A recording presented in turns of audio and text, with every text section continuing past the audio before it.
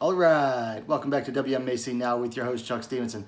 So ever since they came back from COVID, Bellator has been, very late in announcing fight matchups. But over this weekend, they've announced a slew of fight matchups in the ladies division. So first up, we're going to Bellator Euro Series 8 this weekend, this coming Saturday, aka Bellator Milan has announced two ladies bouts.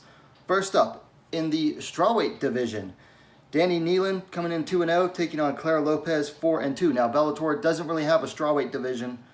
They just do occasional fights every now and then. Taking a look at this fight, Neilan coming in 2-0, has had both of her fights in Europe for fighting for Bellator.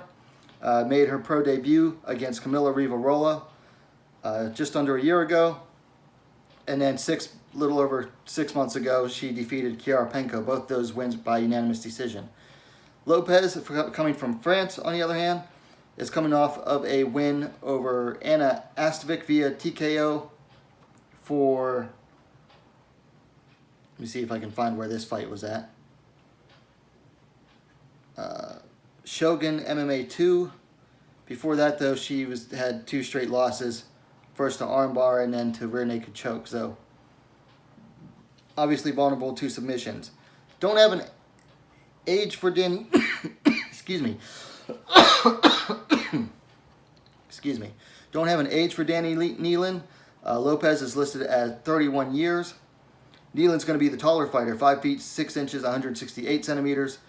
To Chiara Lopez is 5 feet 2 inches, 157 centimeters. No reach listed for either fighter. Neilan is showing a lot of promise, looks very strong on the ground. Now, she trains out of, I believe, SBG Ireland. Could be wrong. I don't see a gym listed for her. But given that Lopez is coming off of, two recent submission losses within the last year or so, looks like another setup fight for Neilan here. But still very much looking forward to this fight, particularly because Bellator doesn't do strawweight fights too often. However, they are going to for this event because next up is another strawweight bout. Alexandra Tancheva taking on Chiara Penco. Tancheva coming in 2-1-1. Penco, the Beastie Barbie, coming in at 4-2. Tancheva coming in off of a win over Katie Saul at Cage Legacy a little over a year ago. Before that, had a draw with Camila Rivarola. You might remember Tancheva, though, she lost to Kana Asakura about 3.5 years ago in Ryzen. Penco, the former EFC champion, is coming off of 2 straight losses. First, Karolina Wojcik about a year and 9 months ago, where she lost her title in EFC. And then most recently, dropped a unanimous decision to Dani Neilan a little over 6 months ago for Bellator. Tancheva is the elder fighter, 29 years, to Penco's 24. Looks like Tancheva is 1 inch taller, 5 feet 5 inches, 164 centimeters, to Penco's 5 feet 4 inches, 163 centimeters. This should be an interesting one as well. The only fight I've watched of Tancheva was that loss to Kana Asakura a few years back. Penco, I've noticed in her most 2 recent fights, has had some cardio issues. Well-rounded fighter, but she has some cardio issues. So, should be an interesting fight just to see if she has worked on that at all, particularly because she's fighting in her home country of Italy and doesn't want to look bad here. Moving along to Bellator 247 on October 1st, Bellator has announced 3 ladies fights, and one of them has serious implications in their flyweight division. But first up, we have an atomweight fight, a rare Bellator atomweight fight. Not their first, but very unusual for them, as Frances J. Jorand is taking on Monika Chachlikova of the Slovak Republic. Very little stats for either of these two. All I have is an age of 19 years, just under 20 years old for Jade Jorand. Apparently both of these two are strikers. Jorand, a kickboxer, Chachlikova apparently comes from a Muay Thai background. Honestly, I'm really surprised that this isn't, being, promoted as a Bellator kickboxing fight. I guess Bellator's not do a kickboxing event anytime soon. So they're bringing in these two to fight and make their pro debuts in MMA. Other than that, very little. I mean, I know almost nothing about them, but it's interesting to see an atomweight fight in Bellator. Moving up the card, we have German Mandy Monster-Baum coming in 6-0, taking on Greek Pineapple Eeekout, coming in 5-3-1. She's out of Belgium. Baum, of course, is undefeated. Most recently, defeated Jade Masson-Wong via rear naked choke submission a little over a year ago at TKO, capturing their title. Eeekout coming in off of 2 straight wins over Melanie Gugis just under 2 years ago via decision, and then most recently fought about a year and a half ago, picking up a decision win over Nicole Stahl. Baum is going to be the taller fighter, 5 feet 7 inches, 170 centimeters, to 5 feet 3 inches, 160 centimeters for Eeekout. Don't have a reach available for Eeekout. Baum is listed at 70 inches, 178 centimeters. So that is a very long reach for her height. Excuse me.